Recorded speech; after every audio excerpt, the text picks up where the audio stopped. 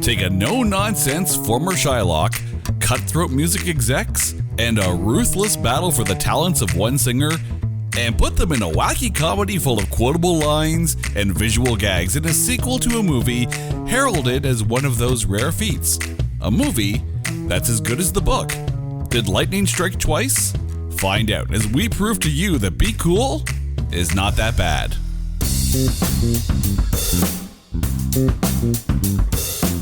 Welcome to this edition of It's Not That Bad, the podcast that looks for A grades in B movies. And we're going to have so much fun with this one because we are talking 2005's Be Cool, the sequel to Get Shorty. And joining me on the show today is my wife, Kay-Weezy. Oh no! Oh, we're going all night. Oh, you did. All show went there. long. Okay. Come on, twinkle, twinkle, baby, twinkle, twinkle. Carrie, how you doing today? I am so stoked to be back, and especially talking Be Cool.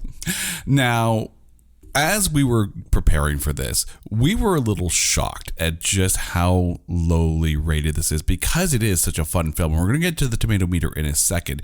But for you, when you realized that this movie qualified to be on this show, what was your initial reaction? Shock. Pure shock and heartbreak, actually, to be honest. I mean, you know what? Why? Like, how are we even sitting here today talking Be Cool? How is this possible? Come on, people. Come on, critics. What is wrong with you? There's lots wrong with the critics. Be cool, man. Just be cool, man. Just be cool about Be Cool. But before we get into talking about this, you know it's time. It is time to take Be Cool and trailerize it. Chili Palmer went from a world of hitmen to hit movies. Now he's looking for the next big hit singer. But after the Russians put a hit on his friend and record label exec, Chili's looking to hit back. With a cast of heavy hitters playing characters who couldn't give two hits, Be Cool is the hit comedy of 2005. Rated PG-13. That was awesome. Wordplay, haha. Couldn't give two hits about a damn thing. Nice. Okay, so let's go through just who's in this big comedy because it is a cavalcade of great actors who have either appeared in Tarantino films or comedy movies. You've got John Travolta, Uma Thurman, Dwayne The Rock Johnson, Vince Vaughn, Cedric the Entertainer, Andre 3000, Christina Milian, Harvey Keitel, Danny DeVito. Like, this is a who's who of 2005 acting, and it's an insane cast. It really was. I was going to say it might be easier to list who wasn't involved in this picture. Well, you know what's funny? We're going to do that right now because there were a list of actors who were up for the role of Edie, which was played by Uma Thurman, that weren't in this film. So, picture the role that Uma Thurman played, Edie, and then try to picture one of the following actresses in it: Jennifer Connelly, Charlize Theron, Naomi Watts, or Halle Berry. Like, when you think about this role and how Uma Thurman played it, it's kind of hard to picture kind of anyone else in that role, although I could see Charlize Theron in it. No, you know what? The chemistry behind like Travolta and Thurman, come on. I mean, there is that connection, and they would have had that connection with Halle Berry because Travolta and Berry were starred together in Swordfish. But yes, it's hard to, ignore that Pulp Fiction togetherness between the two because they played off each other so well. Right. And Uma was actually very much recommended by John Travolta. Oh, absolutely. Like, he had a big part in the casting of that. So he was straight up throwing around his John Travolta weight around, and it worked. Hopefully it wasn't his Battlefield Earth weight because that would have been bad. It also almost starred Joe Pesci. Now, we don't know what role he was going to be in. I can only imagine what Pesci would have been like, say, in It's hard to say. Would he have been like the Vince Vaughn character? Would he have been the Harvey Keitel character? I'm curious. No. I think he probably would have maybe the DeVito character? I don't know. I could quite easily see Joe Pesci being played by the character that Robert Pastorelli Joe Loop had played. Yeah. Joe Loop. Yeah. I could see that, but you know what's funny? And admittedly, it's sad that Robert Pastorelli passed away while filming this. He was perfect as Joe Loop. He really was. God. I can't picture Pesci as Joe Loop. It may be too much. I don't know. And now I've seen the movie. I rewatched it again last night. I tried to come prepared. One character spotting that I must have missed a second time and a third time and a fourth time, because I know I've watched this movie more than once or thrice. James Gandolfini. I did not see James Gandolfini at all. I know. Okay, so it's not just me. I mean, he's listed. Yeah, there's a ton of cameos. I mean, you've got, obviously in the end concert scene, you got Gene Simmons is there. Oh, Seth Green is the director. Oh, that was hilarious. Fred Durst is in that concert scene. Also, hard to spot, but he is apparently there in that end concert scene. Author Dan Brown, and if the name Dan Brown doesn't actually ring a bell, the guy who wrote the Da Vinci Code, Angels and Demons, like we're talking like a top-notch author. And he's there. I don't know how he got there. It just seems weird to have Gene Simmons, Fred Durst, and the guy that writes about weird art conspiracies. Like it's cool that he's there, but again, there is so many blink and you miss it kind of moments in this. Like it is just a cavalcade of star talent. Well, interestingly enough as well, so the character that The Rock Johnson plays in this movie was based on an actual film critic. A real film critic who actually also appears in the Viper Room scene. Exactly. There's so many nice little, hat tips and nods to so much. Also, if you hear the name Elliot Wilhelm and you don't in your mind instantly hear the Wilhelm scream, you are living life wrong. I'm sorry. I am so sorry.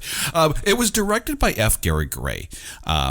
Probably best known for directing movies like Men in Black International, Straight Outta Compton, The Italian Job, The Negotiator. Negotiator, such a good film. But he's also done music videos for Ice Cube, Cypress Hill, Coolio, TLC, Will Smith.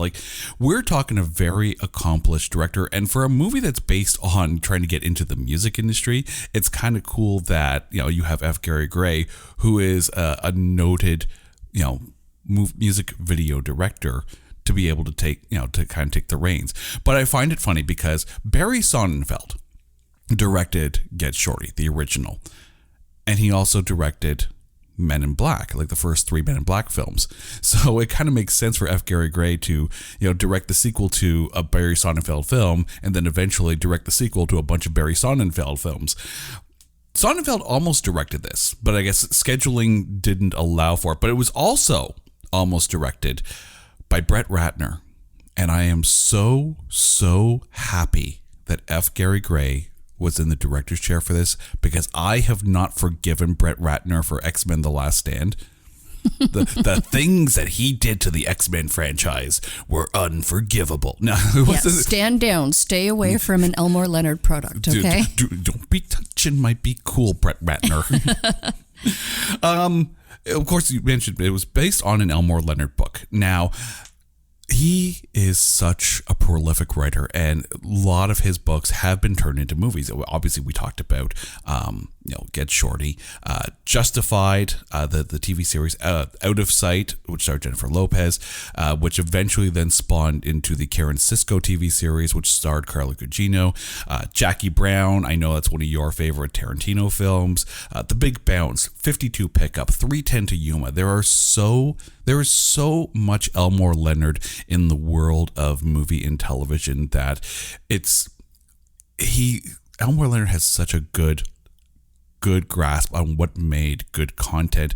And he has gone on to say, before he passed away, he had gone on to say that Get Shorty was probably the best film adaptation of any of his books but does this match up to that? Ooh, that's an interesting question. And you know what? I would tend to argue that I really enjoyed Jackie Brown. So I tend to wonder what it was that he saw differently in Get Shorty. You know what? I didn't come prepared. I didn't do my homework because I really would have loved to have researched, any quotes from Elmore Leonard himself on this movie. Well, I mean, here's the thing. Like, it doesn't necessarily stay as faithful to the book, I think, as Get Shorty did, but it's still a really, really good movie, and it showed in the box office. Now, here's the deal: $53 million budget, so a fair amount, especially when you consider how many people are in it. It made $56 million domestically, and keep in mind these are 2005 dollars here, and we're doing this podcast in 2021, so we're a little behind the times. But it made $95 million worldwide, so it's a money maker. And it clearly, with the cast like that, who wouldn't want to go see it? A lot of people did, because when it debuted on the March 4th, 2005 weekend, it debuted at number 2 with a almost $23.5 million take domestically. But that's second behind The Pacifier. Vin Diesel as a nanny. Topped this one out. And keep in mind, too, The Pacifier was released by Disney. So you have a ton of Disney money pushing the hell out of that movie. And, of course, 2005, we're talking we're talking peak level Vin Diesel here. So, Vin Diesel at what is the height of his, triple X era, film career. There's the big spotlight, on Vin Diesel. So it makes sense and it's a family-friendly movie. Again, even though Be Cool was rated PG-13, right? We're talking a family-friendly movie of The Pacifier. Family-friendly movies are going to drag in families to see the films. So you're almost, for the two people who go to Be Cool on a date, 4 people, mom, dad, and the kids, are going to go see The Pacifier. So it's good that Be Cool finished second, but it's hard to beat a family-oriented Disney film that's coming out of the theaters, and that's just logistics at that point. Now, we mentioned at the top of the show that the tomato meter did not fare well for this one, but I want to put it into perspective here. Okay, so Be Cool has a 30% tomato meter with a 42% audience score. In comparison, and really the only comparison you can give to it is Get Shorty, because we're talking the sequel to Get Shorty. Get Shorty sits currently at an 88% tomato meter with a 70% audience score. So is Be Cool that much worse than Get Shorty? That is not a fair question. Now, it's also I almost want to say Be Cool was far more grandiose with the lineup of actors. Not only actors, but musical celebrities as well. I mean, with a sequel, of course, you have to go big or go home kind of thing. It was grandiose. And I tend to wonder if, I love this movie so much that I can't even put myself in the mindset to see anything potentially wrong with it. I am at a loss. I will say it in all fairness, and I'm probably going to get roasted by you for this. I still, to this day, have never seen Get Shorty. So what? Yeah. How is that possible? I fell asleep, I guess. I don't know. Could be. But there's the interesting thing in that in reviewing Be Cool and taking a look back at it, I was able to watch it without the weight of expectation that Get Shorty probably put on this film. Because, again, if you have Elmore Leonard fans are going to go see an Elmore Leonard movie, and if Get Shorty is, the movie that Elmore Leonard himself thinks did his book the most justice, then Elmore Leonard fans are going to like it. Be Cool is not in that range of did it do the book justice, so Elmore Leonard fans are going to be like, what the hell is this? I'm not even sure if it's Elmore Leonard fans or if it's really just people being extraordinarily critical of it as a movie on its own. For example, here I had to write this quote down from a Michael Compton, of a film critic of Reel to Reel. Okay, Be Cool is a lukewarm sequel to an overrated original. Boasting a smorgasbord of Hollywood talent, Be Cool is a rather tepid comedy with just enough charm to be passable. Wow. Tepid? Yeah. Tepid? Yeah. I'm almost, I feel like I'm channeling David Tennant. Like, I can hear him go, tepid? It's not tepid. Like, I read that and that cut me deep. I mean, here's the thing. Like, if you didn't like the original, there's no way you're going to like the sequel.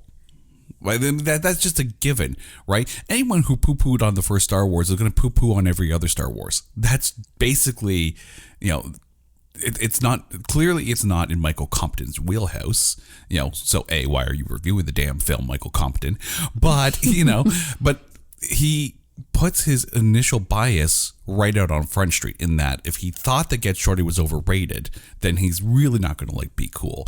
So it's one of those things where, I mean, at least from my perspective, I was able to take a look at Be Cool as a singular entity, knowing that there's a backstory, but not being not prejudging the film based on Get Shorty. And I never read the book either. Right. And that's a good example, is because Be Cool only very narrowly references maybe even 2 points of the book. Mm-hmm. It took a lot of liberties with the screenplay versus the novel. Which is what they wanted to do with Get Shorty. And yes. The studio really wanted to get Shorty to more deviate from the original dialogue from the book. The minute John Travolta got involved, then it was all of a sudden like, no, we're going to make it sound like an Elmore Leonard Tarantino-esque kind of film. Be Cool did deviate from the original dialogue. Right. And I think that is very much the difference. And that's my point, is that Elmore Leonard was magical at writing, I mean, traditionally Westerns, but anything in the vein of like a gangster, mystery, in that all the characters are kind of intertwined, and the storyline is going to be, very bad guys with golden hearts and guns. Yes, absolutely. Right. But this movie wasn't. It was light. It was funny. It did not take itself seriously, but it also drew attention to that. Mm-hmm. The fact that there were so many times written in the dialogue where it intentionally pointed out that it was almost being ironic. And I think one of the more interesting things too is that, now offhand, I do not know when Be Cool was written, what year it was released, but I will say, as far as the book goes, but the movie industry, 1999. So it's not that far removed from the current music scene as far as how the industry goes. But let's also be very, very, very honest here. The music industry, in and around that time, was in the process of changing greatly. You had, the introduction of Napster and LimeWire and things like that. You had, labels that were falling apart at the seams, and the music industry, year to year to year changes much more, I think, than the movie industry does. So I think you have to change a little bit of that dialogue in order to make a movie of the times, because otherwise you're doing not necessarily a period piece, but you're definitely doing a moment in time piece. And even though it's 6 years difference from book to movie release, a lot can change in the music industry in 6 years. Very true. Mm-hmm. So let's get to the breakdown of this, and I want to throw it out to you. Good acting. And let's start right at the top of the bill. John Travolta. Yes. Oh my God. Chili Palmer. He, he played his role so well, but I found myself questioning last night if I could ever actually picture him as a Shylock, because he just, had such a big heart, and he's such a good guy in black, you know? I don't know. Again, I love Travolta. I loved him in this role. He was charming. He was commanding. He was funny. He was perfect as Chili Palmer. That's the thing. Like, for a movie called Be Cool, right? He was cool through the whole thing. And, the fact that Chili Palmer never lost his ish. Chili Palmer never got mad. I'm sure he was mad, but he never actually let that shine through or act on anger emotions. Chili Palmer is just chill. Like, he's very much his character name. And the fact that never changes. He's always the man with the plan, and just a beacon of optimism through this. And it works. It works so well. And the nice thing is it plays very well off of Edie. Yeah. Oh my gosh, yeah. And like I mentioned before, their chemistry, the fact that they threw in the dance scene as an homage to their Pulp Fiction made famous dance scene. And as I mentioned to you when we were watching this, as far as finding quotes, and I really wish that I had looked this up to see if Quentin Tarantino had made any remarks on this movie and the dance scene, because Tarantino's such an Elmore Leonard fan to begin with. Yes. And it was actually apparently Tarantino who had convinced Travolta to take the role in Get Shorty in the first place, because Travolta had initially turned it down, but Tarantino apparently, convinced him. Of course, being an Elmore Leonard fan himself, right? Tarantino, of course, is going to be like, no. You got to do this. You got to be in this movie. Oh my God, I did not know that. And wow, mind blown. And it's funny because we mentioned that list of actresses off the top, and the fact that Edie is, she's driven, she's passionate, but of course she's also very much in that her world just crumpled because, her husband, even though he wasn't exactly the best of husbands, left her in the lurch when he died, right? And she's just trying to pick up the pieces. I don't know if any of those four actresses would have been able to convey that as comedically as Uma Thurman did, because she is actually quite a funny actress when she's in a comedic role. And I'm sure Naomi Watts could have done it. I could very easily see an Elizabeth Banks in that role, but in 2005, Uma Thurman, perfect for the role, because it's still in that, not mafia, but in that wise guys and cutthroats kind of vibe. But she brought that lightness and levity, but didn't feel out of place in it. Oh yeah, no, she was absolutely perfect. She was perfect. And I love too how she kind of delivered that, is she quite sober? Is she, has she had a few drinks? Is this like how she's kind of operating herself through life?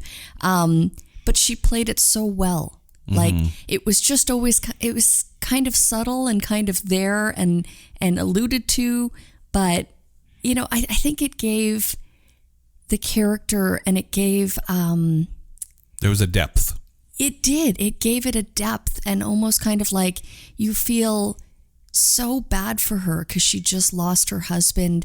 And yes, he did leave her in the lurch, and he, left her to sort things out. And, whether the money is there or not, it was always kind of in question. But she was also incredibly strong, through it all. It could have been something that would be so breaking, but at never one point did you see her crumble. It was awesome. It was well played. Now, if Travolta and Uma Thurman are supposed to be the dynamic duo of this film, I counter your dynamic duo with Vince Vaughn and Dwayne Johnson. Oh, God. I'm like, where are you going with this? If ever there was a comedic duo in a mafia film, like, we are talking the Rosencrantz and Guildenstern of mafia movies. This is great. I thought you were going to go Cedric the Entertainer and the dynamic between his daughter and him. His daughter drove the bus on that relationship. Oh, very much so. But no, like, okay, we know what we're going to get with Vince Vaughn out of a Vince Vaughn movie. And he just ratcheted it up so much, but the character called for it. Like anyone who sit there and going like, oh, he's just goofing, right? He's just playing. Right? But the character of Raji, right, is supposed to be over the top. It's supposed to be like there's a lot of nuance in Raji, I think, despite the over the topness of Vince Vaughn that it calls for, because Raji, is he's overcompensating, right? He's a nothing guy on the inside, but he's trying to be all that in a bag of potato chips on the outside, and you see that every time Elliot or Joe Loop would start to call him on his ish, and then be like, "What? I'm just saying. I'm just playing." Right? You know what though? He was so laughable that this characterization had to be in this movie alone, because any other film, any other bad guy acting and presenting himself the way that Vince Vaughn did, the way Raji did, oh my God, you can't take him seriously, and, And if you aren't quoting him by the end of this film, were your ears plugged? Because there's so, if you're not walking out of this film going, twinkle, twinkle, baby, twinkle, twinkle. I felt bad for his throat, because it felt like he was almost overstraining his voice as he was talking. But that's someone who would be overcompensating. That's something that they would do. They would affect their own voice enough that it fit that whatever role mode they were trying to fit. So again, it's surprising how well I think Vince Vaughn brought that character to life and brought it to another level. And I like the fact that he seemed to be the only one acting like that, because Elliot, as played by Dwayne "The Rock" Johnson, right, has his own backstory, his own emotions, but he's not matching that level of crazy that Raji's bringing. Right? No, but he does have it, as we see in the boot store. Oh, woo! Yeah. Oh my God, they played it so well. But that's the thing. See, Raji comes across as an overcompensating inferiority complex, and Elliot's an inferiority complex of a different kind, because of course he's letting Raji convince him that he's going to, he's going to make him a star, put him in a video. And no one else on the boardwalk got a video, but there's just a joie de vivre in Elliot. He knows who he is. He's all for it. It doesn't hide it, and it doesn't play on any of those. I mean, yeah, there's a couple little gags in there about like the gay bodyguard kind of thing, but Elliot's not overly gay, right? There's no lisp, there's no tropes, there's none of that, even though he's got his red shiny boots, right? Dancing around in the cowboy shop. I get that, but it's not over the top. And I think the dichotomy of the fact that you have The Rock, you have a wrestler, you have someone who's, this is really only his second comedy movie. The first really being, even though it's more of an action comedy, The Rundown, that came out in 2003. Before that, it was like The Mummy Returns and The Scorpion King, and just really bad CGI, and Walking Tall. And then out comes Be Cool. And I think of all of those early movies that Dwayne Johnson did, I think this is the one that really showed that, no, he's not just a big muscle guy who has ended up in a bunch of films because he's the biggest name in wrestling at the time. He is genuinely hilarious and likable, and again, yes, The Mummy Returns was a big film. Yes, The Scorpion King was a bit of a stinker. Yes, The Rundown was fun. I think Be Cool was the one that really showed that here's a guy that's going to do that uber rare thing. Wrestler does good movie. You know what? You're so right about Dwayne "The Rock" Johnson's range. And we see it in every movie he plays. Yeah, I mean, you saw it in the ring. You saw it in his promos. You saw it in just the fun he was having with WWE at the time. Yeah.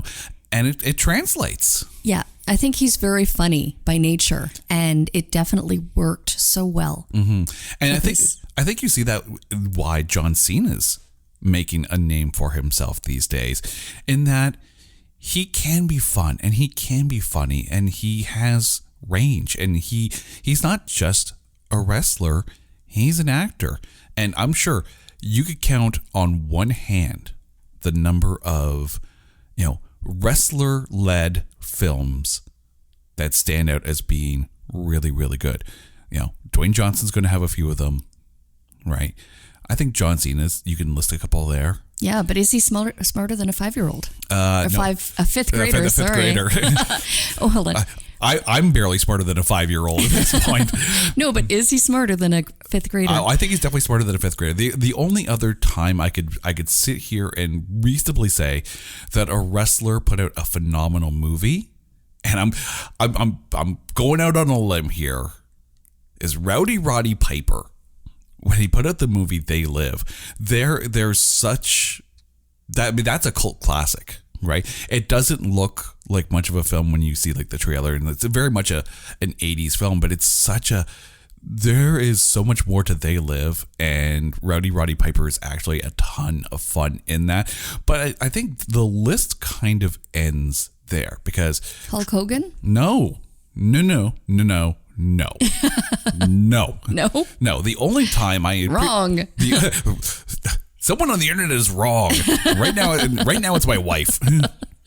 But did you know that it was after this movie that The Rock nixed The Rock in his name? Yeah, exactly. It was after this he became just Dwayne Johnson. Which is, unless of course he's doing something for WWE, right? And then at that point, then they'll put The Rock kind of in the quotes kind of thing. But the only time I think I really enjoyed Hulk Hogan in a film was probably Rocky 3, in that, as Thunder Lips, because it was, obviously Hogan's playing a caricature of himself, but then once it all said and done, they're joking around and saying, yeah, it's just for charity, kind of like that was a good one. But I think Hogan played too much into the Hogan persona, 24-inch pythons, brother, like that doesn't carry for me. But yes, Dwayne Johnson, John Cena, and They Live starring Rowdy Roddy Piper. Those are like those rare occasions where wrestlers made good movies. Not just were in, but made good movies. Let's move on, because you mentioned earlier Cedric the Entertainer as Sinless Sal. He's so much fun in this film. But there's a lot of character work in Raji. I think there's an equal amount of character development and character, revelation of Sinless Sal by Cedric the Entertainer in certain scenes. He's a much deeper character than just like discount Dr. Dre. I loved the pancake scene with his daughter. Mm-hmm. And just the dialogue with his wife, where he was like, you know what? We never had it so good. Yeah. We were brought up on sugar snacks or whatever. But and that's the funny thing. There's this gangster image, rolling with the dub MDs and making gangster rap and ruthless record producer kind of thing. And then you sit there and think, yeah, Dr. Dre probably goes home and makes pancakes for his kids too, right? Exactly. It shows the other side of, the gangster life. Mm-hmm. And God, I love the pancake spatula scene. It's like he's got a gun in one hand and a flapjack in the other. Which, again, another one of those little cast notes kind of thing when they open up the trunk and the guy's in the background. If you don't look in the trunk of that car and you instantly scream out Hornburger, because that's the guy from 30 Rock who played Hornburger, and I'm just like, it's Hornburger! It's Hornburger! Oh my God. Yes, thank you for mentioning that. There were so many little guest appearances, like hidden gems in this movie. Oh, there's I love that. There's so much meta in this film. It's great.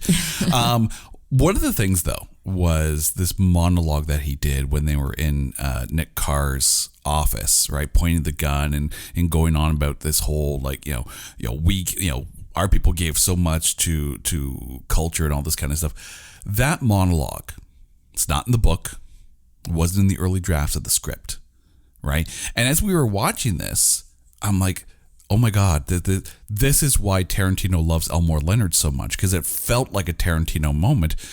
But to discover that wasn't in the book, that monologue, and I'm like, oh my God, this is a line that I could have pictured in a Tarantino film. It didn't feel out of place in an Elmore Leonard film, and again, it brought that depth, right? Oh, you can definitely see the inspiration. And again, I had mentioned there were only really two. They were almost like hidden references, very, very, very small, to the original novelization of this movie. So yes, the writers, the actors took a lot of liberties, and I think they took a lot of chances. And but damn, was it fun? Was it a movie based on the book and stayed true to the story? Hells to the no. But for what it is and what it was, and the way that they still played in the characters with, you've got Chili Palmer, film producer, and then you've got like the music and record executives, and then you've got the Russian mafia. Yeah. All of those elements and how they were interconnected, and all of the, the gangster, you've got Cedric the Entertainer and Andre 3000. Dabu. You've got their gangster, they're gangsters, and yet their record, what are they like? Producers, exactly. Record producers, and the way that they handle business. Right, showing up with guns pointed to get their money instead of like, that's not gangsta Dabu.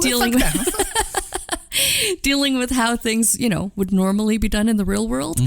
Can we talk about Andre Benjamin for a second here? Oh, can we please? Because I was surprised. How can we not? At first I'm like, is this his first film role? Because of course he was a member of Outkast, so a lot of music video work there. It wasn't his first film role. He appeared in 2003's Hollywood Homicide with Harrison Ford and Josh Hartnett, of which I've never seen that movie, and I hear it's not that good. So I'm sure we'll somewhere down the road, years down the road, we'll talk about Hollywood Homicide, I'm sure. But this was the movie that really kind of, I'm like, I was surprised at how funny he was. Right? I mean, going later on, of course, he would be in Semi-Pro as Coffee Black, but to see him as Dabu, right? It's just Dabu is such a caricature of gangster rap at the time, and it's again over the top. But he's sitting there, sipping the tea with the pinky out, like slurping the noodles. Dabu, that's not gangsta. Dabu. Oh, I love it. Again, this movie is infinitely quotable. I've lost track of the number of times after seeing this movie the first time. It's like, that's not gangsta. Dabu. Dabu. Don't give me no gun. You know what I'll do. Right? Like his moments in the film are few, but memorable. Memorable as all hell. We need to talk about Harvey Keitel, because we know Harvey Keitel. We're talking the Wolf here. But in this, is it me, or did Harvey Keitel feel out of character or out of place in this role? Oh my God, no. I think I felt quite the opposite. I thought he was absolutely perfect. He wasn't normally the Wolf, Harvey Keitel, is like no nonsense. If you got a problem, he'll solve it. He's going to take care of things. I've Vanilla Iced again. And I know you did. Okay, Vanilla Ice. That's not gangsta. No, you know what? The fact that he was so fun in his character. Oh my God, I think he played it absolutely brilliantly. He was, it's again with Vince Vaughn. It's almost like you cannot take him seriously as a bad guy. No. And Harvey Keitel, I think, was very much the same in his role. It's like, I think the problem with Harvey Keitel for me, and this is just a me thing, and I mentioned about Raji. Vince Vaughn played him so over the top and so big and so grandiose. And I'm going to draw a comparison here. And it's going to be an odd comparison, but work with me on this one here. Batman Forever. The Val Kilmer Batman. There's two bad Batmen. Those are those two. But the Val Kilmer Batman movie, you had Jim Carrey as the Riddler, and he was so over the top and really kind of stood out in that film as the best villain in the film. But you also had Tommy Lee Jones as Two-Face in that, and I could see Tommy Lee Jones as a Harvey Dent Two-Face. But Tommy Lee Jones played him over the top and trying to match the crazy that Jim Carrey brought to some of those scenes. And that's not what we want out of Two-Face.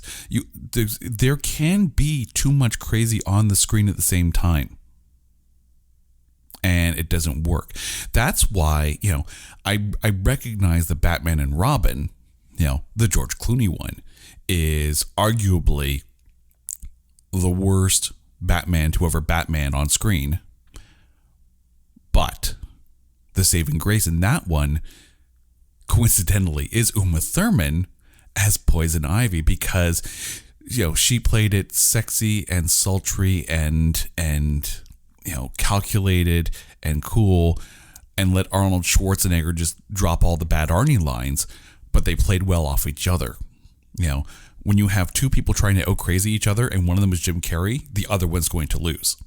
In this case, you have, Vince Vaughn being all the crazy. Harvey Keitel can't compete with that. So stop dancing, Harvey Keitel, and just be... I think, again, this is a me personal thing. I think I would have preferred a wolf as opposed to a wolf in sheep's clothing. Yeah. Or Raji's clothing. I see where you're going with that. But respectfully, I'm going to say that you're wrong. I think. Okay, Wheezy. You know what? He had to be as off the wall as all of the other characters, or it would have seemed incredibly misplaced. Even Chili Palmer, he was very much in his previous life, he was a Shylock, he was a film producer, he was cool, but he had his lighter side too, where you're almost kind of like, get out of town. This guy did not used to kill people. But his coolness, Chili Palmer's coolness, played well against Uma Thurman. And you could see why he was helping Uma kind of cope and move past. And he played well against all these other crazier characters.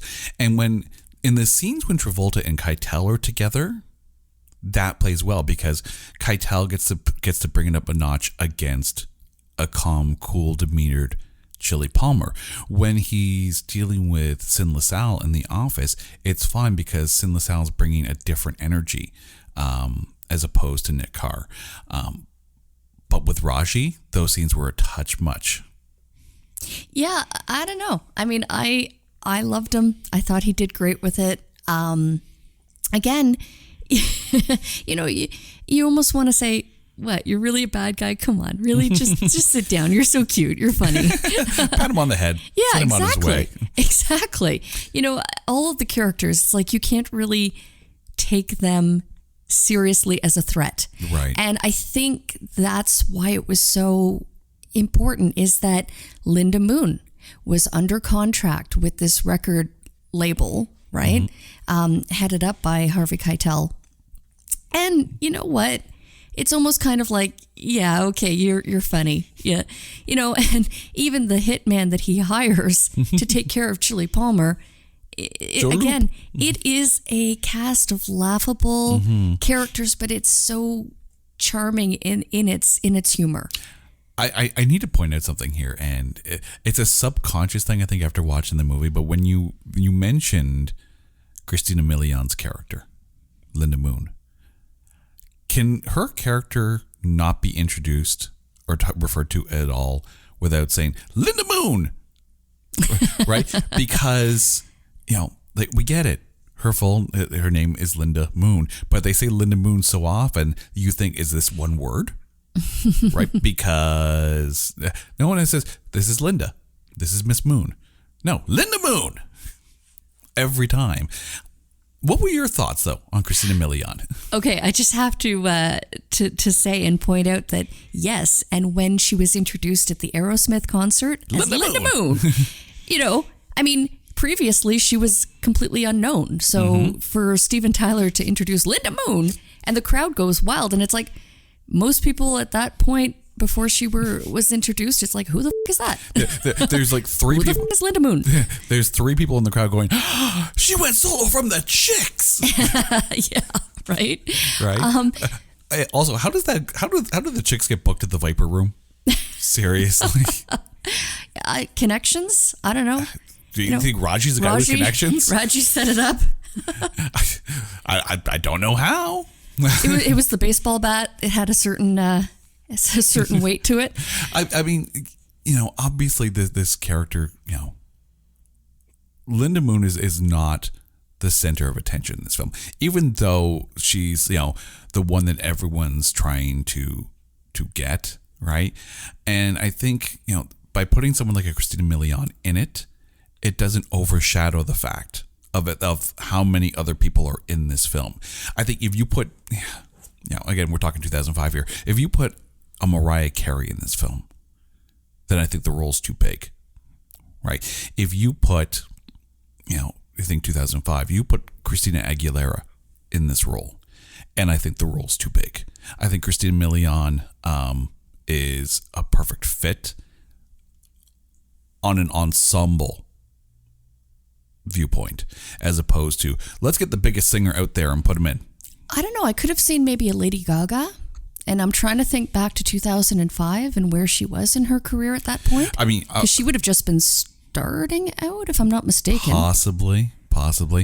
But I mean, but there's the thing, right? If you take the biggest name in pop music at the time and put them in this role, then it's unbelievable that that they haven't been discovered already, right? Well, I think I liked the change in her character, where when she was with the Chicks and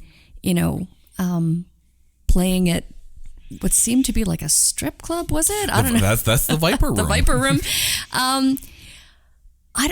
Okay, so she just seemed to start out as this innocent young girl, and my God, did she own it when she got on stage with Aerosmith? But in the characterization of her character, or the character build, you never once saw where she would get the confidence. Yeah, the stage presence. I mean, don't get me wrong, stage presence, she owned it when she played the Viper Room. However, to command attention and to go up beside Steven Tyler, it's like, when exactly and can I just point out the awkwardness of that scene, which was actually from a concert filmed at the Tweeter Center in Mansfield, June 24th, 2004, so a year before this movie came out. But Steven Tyler, when he would go to put his arm around her, would have his hand 5 feet from her. It was he pulled the Keanu Reeves. You could sense the awkwardness, yet even with that awkwardness, they still, both of them, performed and killed it. I will say, and this is speaking as as a musician, right? When you get on stage, you almost you take on that stage persona, right? You put a little extra emphasis into everything, and then after the show's done, you go back to your chair and all that, and you just sip on your free diet ginger ale and, try and make it through to the next set. Again, I'm going to go David Tennant and put some emphasis on it. Put some emphasis, yes. But, Sorry, I had to. I can never, for the record, go watch Staged. Just go watch Staged. But this is a public service announcement. The public is, dear world, please go watch Staged now. But I will say that there was that scene like after the concert, like after she did her song and she gets off on stage, and like her and Joe Perry's doing his guitar change and whatnot, and you see that moment where she's like, I can't even breathe, and Joe Perry's like, that happens, and I love that. Yeah, exactly, because that shows that wasn't just confidence, that was stage presence. There is a big difference. There was a huge difference in that stage presence versus real life personality. That's not confidence, that's character up there.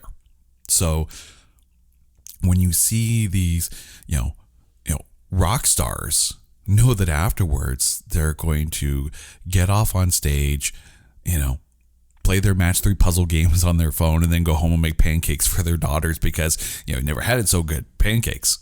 Right.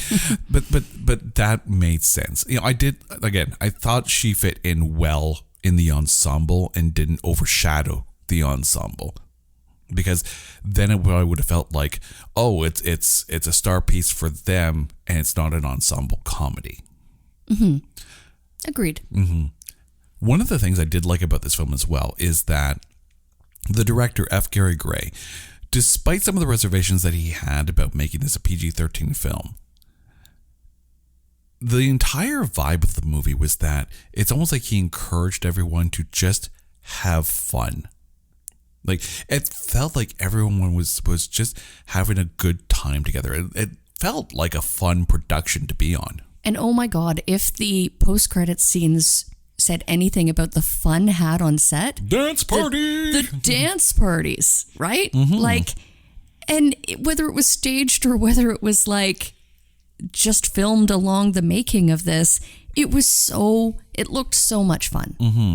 I always love when movies would do those credit bloopers, and it goes back to, I remember watching the Cannonball Run movies, and they would always do that in those. And this, again, everyone felt like they were having fun, right? And we talked about the movie being kind of meta. And let's talk about this opening scene, right? The whole thing about, you're only allowed to use the F word once, which, by the way, you're on a 2 limit. Now we're at 3. Okay. But I want to read a quote from F. Gary Gray. He did an interview with Deadline magazine in August of 2015. And he was talking about this. The quote was this: "With Be Cool, I made some assumptions in thinking that movie was going to work. I just made a successful PG-13 film, which was The Italian Job. And when I walked into Be Cool, it was rated R. And then at the last minute in pre-production, I was told, well, you have to make this PG-13. I should have walked off the film.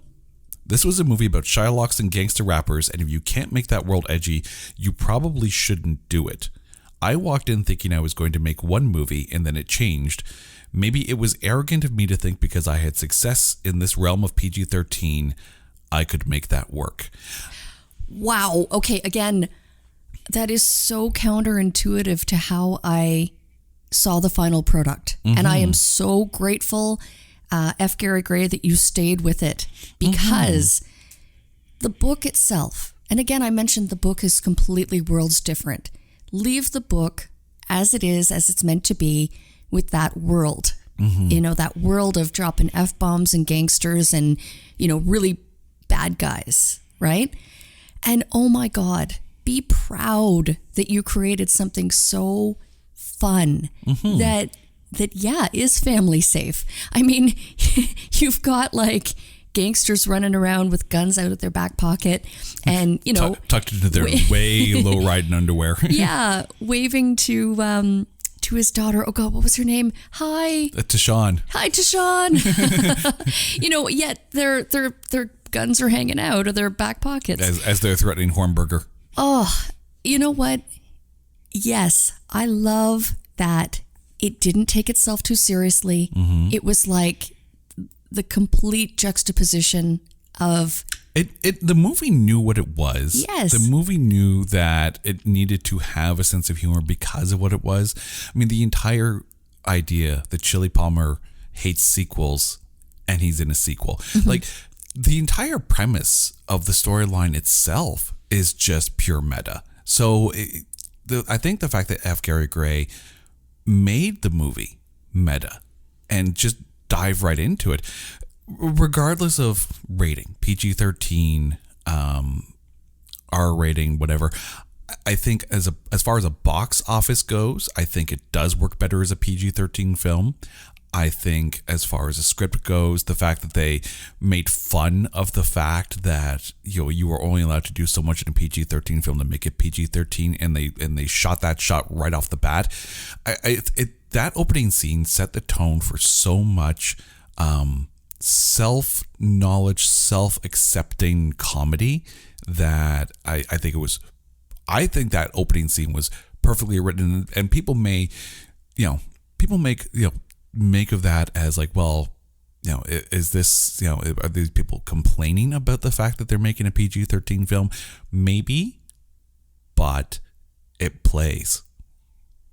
It's funny, and it makes the movie almost its own inside joke, and we all get it.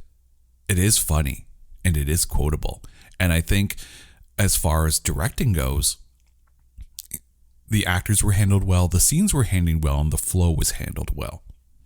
Let's talk about costume for a second here, because we mentioned there's a lot of character development as far as like Raji and Sin LaSalle goes, and especially in the case of Raj. Raji's wardrobe screams of someone who is trying way too hard to be noticed. I have to point out that I loved that it was all knockoff, right? So if he's supposed to be this, I don't even know if how would it's I know like that you would pick up on record producer, or he was like a manager. Is that what you would kind of place him? Yeah, he's Linda Moon's manager. He was Linda Moon's manager. Okay, all right. So manager / bad guy. Anyway, completely over the top. Over the top with the fedora. Was he wearing Louis Vuitton? The matching sneaks. Yes, his Louis Vuitton jacket, his Burberry jacket, all completely knockoff. It was made to look good. So it was Louis Vuitton, and he was, rocking some couch instead of coach. It was. It was like he had the look of like an overdone. Oh God, over the top. He was completely over the top. The kind of stuff that you would buy in New York off some guy off the street who's carrying stuff in a Star Wars bed sheet. Yes, true story. Very true story. Yes. This isn't just some random thing. This happened. And you're sitting there going, I miss that purse. You're sitting there going like, you know what, the purse is nice. The Star Wars bed sheet, Oh, again, there's a story there. There is an actual the risk story. of getting arrested for, a $50 Coach bag. Hey, I on my other pod, I have admitted to my Columbia House shame on my other podcast, Major Mixtape. So we're way past this at this point. Although now people are going to be walking around New York going, "Where's the guy with the Star Wars bed sheet?" Right. I need my Louis Vuitton. Side note: if you do see someone with a slung bed sheet over their back, it's got fake goods. Full of Star Wars bed sheets. Flag them down. Oh my God. But even Sin LaSalle, right? Clearly Sin is a highly educated guy, and he's working in gangster rap. And the fact that he is oftentimes the smartest guy in the room, yet hanging out with Dabu, right? It almost emphasizes the fact that he's the smartest guy in the room. And it's interesting because clearly, he's a self-made mogul. He is, I keep bringing up the Dr. Dre of the film, right? But it's not like Sin LaSalle is actually, a less than smart person who surrounds himself with idiots, right? He is a smart guy, just happens to surround himself with genetic freak mutation people. That look like they were probed by an air hose set to full. full credit to the casting of the WMDs. That is an episode of American Gladiators that needs to happen. And now you're watching it. I can picture it. And you're trying to picture it's like, I'm Blaze, I'm Fire. This is American Gladiators gangsta style. Run the obstacle course before we pop a cap in your ass. Although I would watch that show. I would absolutely watch that show. Twitter has spoken on this film. All right, so let's go through some of these here. Our good friend Justin Fortune chimed in with 1. Get Shorty was the best Elmore Leonard adaptation to date. The novel Be Cool was a great follow-up to Get Shorty. You're an Elmore Leonard fan. You've seen a lot of the movies and you've read a lot of the books. Is Get Shorty the best Elmore Leonard adaptation to date? Jackie Brown.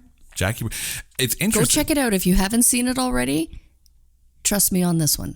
It's interesting because Spirit of 76 chimed in with, you prefer Shorty to Jackie Brown because of or in spite of Tarantino.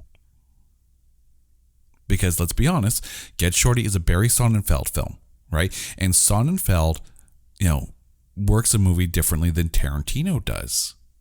So to you, compare the two. Like, could you picture Get Shorty as directed by Tarantino rather than how it's directed by Barry Sonnenfeld? Okay, sorry. The light bulb just went on and I just understood the question at hand. Mm-hmm. Again, very different styles. Mm-hmm. And yes, I agree that a Tarantino produced, directed Get Shorty, Be Cool would have been completely different, but it would have missed and it would have lost the fun of it. Mm-hmm. Justin's response to that, by the way, was, in spite of. I love Jackie Brown, but strictly as an adaptation of the source material. Get Shorty does a better job with both, with regard to characters and plots. Jackie Brown is pretty far removed from Rum Punch, almost as much as Be Cool. And I tend to wonder if some of the fun was brought to fruition by Danny DeVito and his comedic involvement. You know what's funny?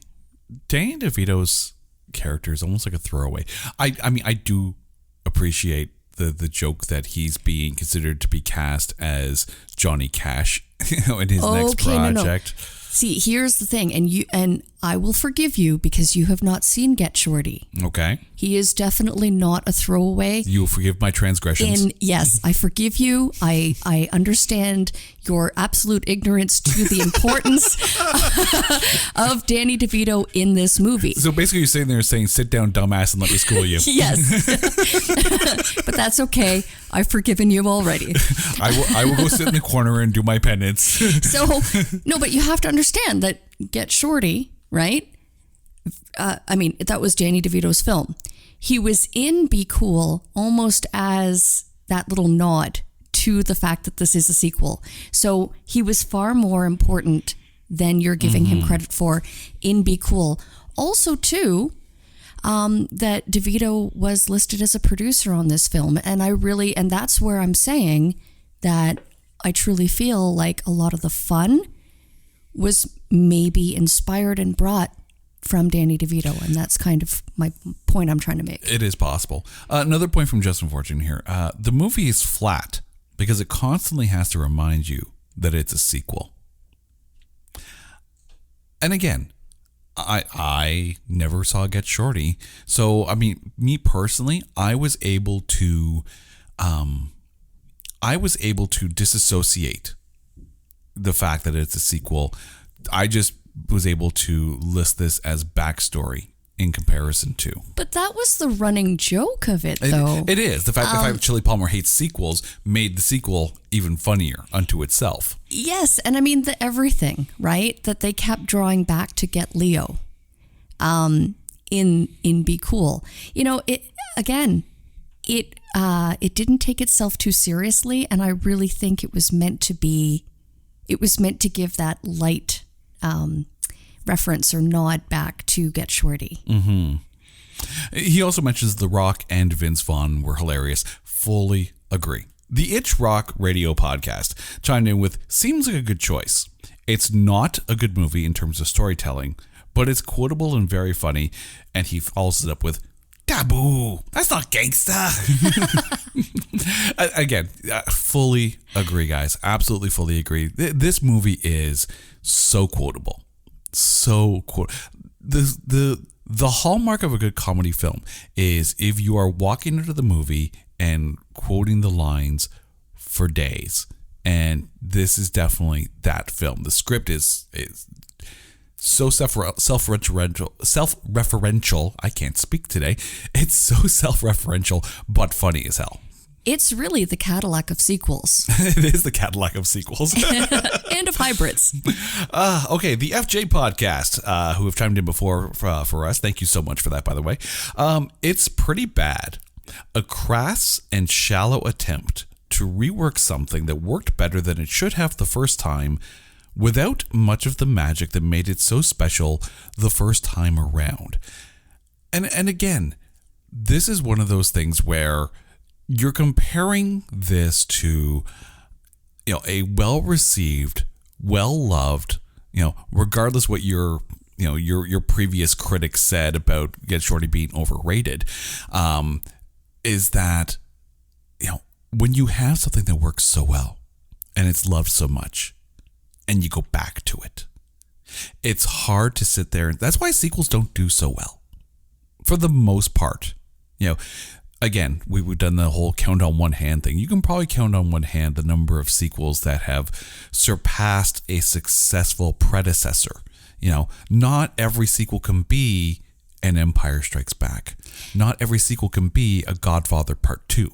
It is so interesting that we're talking about that and the take on this, because this being a sequel coming back with star power, it's coming back with, and again, not just movies, but musical entertainment lineups as well.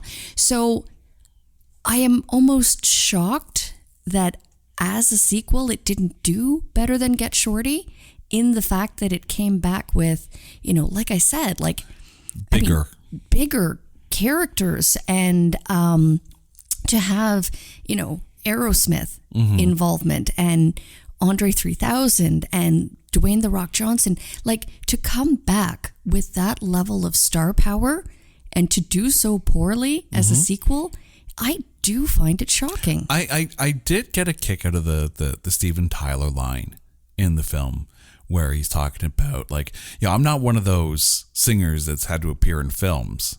I've gotten by so far without doing that. Well, Mr. Tyler, need I remind you of another sequel you were in, Wayne's World 2? Again, that was it's the fact that it never took itself too seriously. Exactly. And drew attention to the irony of it. Meta in this works. And yeah, it's a different beast. It's absolutely a different beast from Get Shorty, even though it's the same characters. It's a different world. You're talking in the first film, a Shylock trying to get into the movie business and get out of the Shylock business. Now you have a former Shylock media mogul trying to get out of that world and into the music business. Well, it's got to focus on the music business. It's a different world, an absolutely different world, and it's going to play differently. Animation has chimed in as well. They say, all I remember is it was disappointing after the brilliance of Get Shorty, but I haven't seen it since the theater. I'm excited to listen to the pod and see if I should revisit it. Yes, absolutely revisit this movie. But here's a hint. Don't think of it as a sequel to Get Shorty, because in essence, it's not. Right? It is the continuing story of. It would be as if you take a look at serial television, right? Each episode is not a sequel unto itself, right? It's the continuing adventures of, right? Not every Doctor Who episode is a sequel to the one that happened before it. Not every episode of Bones is a sequel to the one that happened before it. Yes, they do have these instances where you have continuing storylines and story arcs over the course of a season. But no, this is just the next stage of Chili Palmer's life, and even in everyone else's lives, right? You think about the stages of your own life. what you did when you were 15, 16 is going to be different than what you did when you're 30. And the supporting cast to your life story is going to be different from then to then. This is just that. This is Chili Palmer's next stage in life. And it's some characters carry over, just as in life, some characters carry over into the next story. On that note, I'm really disappointed that we will never see the movie made on the life of James Woods' character. No. No. Never made it. No, never made it. Our good friend, Tim McCarthy from 22 Minutes, quote unquote, and we are now definitely over our PG-13 level here. That movie rocks. Twinkle, twinkle, baby. Nice. Right? Big fan of that. Thank you. I approve. So listeners of the podcast will remember Tim from the episode he did with us on The Internship, which is another one of those surprisingly good Vince Vaughn films. Yes, Vince Vaughn once again carries the ball in this one. And then Pedestrian at Best chimes in with, yeah, it was exactly what we expected. Good for what it was trying to achieve. And I think this might be one of the ones that's the most nail on the head comments about this film, is that it wanted to be self-referential. It wanted to be meta. It wanted to be fun and funny. And I think it succeeded in that. So now comes the time. We have to take all of this and put it to you. So, K-Weezy. K-Weezy. Who is your MVP of 2005's Be Cool? You know what? This is like asking Tori Amos to pick her favorite child, naming her favorite song. For the record, Tori Amos doesn't have that many children. She calls her songs her children. So yeah, and this is very much the same type of question. All of the actors did exactly what they set out to do. Mm-hmm. And they made this movie so enjoyable to watch, whether the critics agree or not. Them, I don't care. Yep, I think I'm at 4, 5, 6, Let's just get this out of the way now. It was so good. Okay, not my MVP, but sadly you did miss Debbie Mazur's. Debbie Mazar, yes. Mazar. Sorry, I'm thinking grab a measure. You missed talking about her role. Not that I'm listing her as an MVP, but I think that she played it well. Mm-hmm. She was the police detective in charge of the case, which became very pivotal at the end in the setup of... you know what? Let's talk about her for 2 seconds. Can we? Yeah, because the next thing... Okay, just so I know, this kills some time before I have to actually name an MVP of... You're stalling. I am. Yep. Stall tactic. Okay, and go. You literally just pulled the podcast version of, oh, that's a good question. Squirrel! I need a minute. Yeah, Debbie Mazar. I love the fact that, her partner was okay and worked well, did well in that scene in the pawn shop when he has to pull his badge. And it's like, there was that line of, what do you say to a guy with 2 black eyes? Nothing. He's been told twice. Yeah. But Debbie Mazar, and when you consider that her character has had to deal with people like Chili Palmer, and in this case, probably dealing with Chili Palmer before as well. She knows that there are bad people that do bad things in, for lack of a better term, the underworld, and that Chili Palmer is one of the less bad guys. So it's clear that she has this almost knowledge, understanding. They know what their relationship is, as far as he was a shylock, but now he's in the movie business. We're not quite sure which is worse. And now he's trying to get to the music business. She knows that he stepped away from the game, and the two of them clearly don't have any beef. I loved that she wasn't trying to shake him down. She wasn't trying to, put the muscle on him. She knew that if she talked to him, he would give it straight to her. And that's it.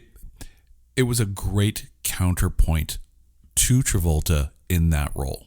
Now you have to stop stalling. MVP time. Let's go. All right. Okay. You know what? can I just put the disclaimer out there that I loved each and every actor in this movie. Still stalling. Yep. You know, we've already spoken at length about them, so I don't have to say how great Dwayne "The Rock" Johnson was. John Travolta, I will always love. I gotta give. Okay, Vince Vaughn, Raji, twinkle twinkle baby, twinkle twinkle. Vince Vaughn's your MVP, huh? No. Stalling. Dabu. Oh, you're going Dabu. I gotta go Dabu. I loved him. Andre Benjamin was so much fun. He was so much fun, and I'm going to spoil it right now. If we ever do a semi-pro episode, yeah, Andre Benjamin's probably going to be my MVP for that one, because as Coffee Black, he was great in that. He's such a good actor. You know, Outcast is great. He's great, but you know, he's such a good actor. But as I'm going through the list of characters, you know, I initially had Dwayne Johnson as my MVP, because again, this was very much a breakout role for him. But I think, stalling. I am stalling. It's hard. This is a hard question. I think I have 2 MVPs. You can't do that, can you? I can. It's very your show. much, You could do whatever the hell you want. I can do whatever the I want. Okay. But for the record, our kids are going to really, really be mad at us, because every time they listen to the show, and there's a beep in it, they're like, "Mom, Dad, can you guys stop swearing?" We cannot listen to this one in the car then. No, unedited. That they're not listening to this. Okay. But I would let them watch the movie, though. Oh, absolutely. Not that they would. They would ruin it. They'd talk all the way through it. But yeah, they'd be like, "Can we watch YouTube afterwards?" Yeah. But 5 minutes in, can we watch YouTube? This is boring. Where's Lightning McQueen? Okay. Stalling. Stalling. Done 2, stalling. 50-50. Here we go. Okay. So on one hand, Raji's got to be there, Vince Vaughn, because again, it's a comedy film, and his character was probably the most quotable of the film. But I also have to give, you know, equal nods to Cedric the Entertainer for Sin LaSalle, because again, you had, and we talked about this, like 2 of the most nuanced characters in this movie, and you know, they brought so much depth to characters that could have been one-note jokes, but they weren't. They were much more complex when you really get into the film, and I think that really plays well. You know, also a hat tip to F. Gary Gray. You know, as far as directing this film, you know, I know he said he should have probably stepped away from it. The fact that it was a PG-13 instead of an R-rated film, and that's a studio decision. But I think he absolutely brought out such a fun movie. You know, it was never going to be Get Shorty. It was never going to be Jackie Brown, but it's Be Cool. And that's cool for me. And F. Gary Gray, don't beat yourself up too hard on this one. It's such a fun movie. It's a gem. I think it was almost more fun in that it didn't need to be vulgar. It didn't need to be violent. The fact that it was PG-13, the fact that, I mean, any violent scene, you know, like drawing attention to the Russian mafia guy who had 2 black eyes by the end of it. You're right. You know, I mean, yeah, they could have made it bloody and gory and horrifying and like Tarantino-esque, or darker, more Tarantino-esque, yeah. But no, the fact that it was fun. I will say that maybe as far as a character point of view, yes, it could have been an R rating and maybe done a little bit better critic-wise. But I think having a PG-13 and having it the fun romp that it was, you know, it made it more accessible, and I think it actually helped the box office of it and made sure that it was not a money loser. Say what you will about that, but I think F. Gary Gray did a phenomenal job. He is a phenomenal director, and you know, rather than look back at this at the things that it could have been, look at it as what it was, and it's a fun 2 hours.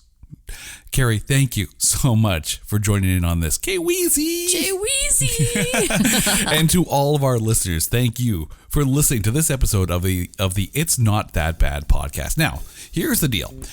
If you think that there is a movie that is unfairly maligned, or you think is so bad that there's no way in hell that we're going to be able to find anything good about it, hit us up on Twitter at NotThatBadCast. Put it out there. We may even invite you onto the show. And let us know what movie you think we should cover next. I'm Jay. Carrie, thank you so much. Twinkle, twinkle, baby. Twinkle, twinkle, baby. This is the It's Not That Bad podcast. Until next time, take care.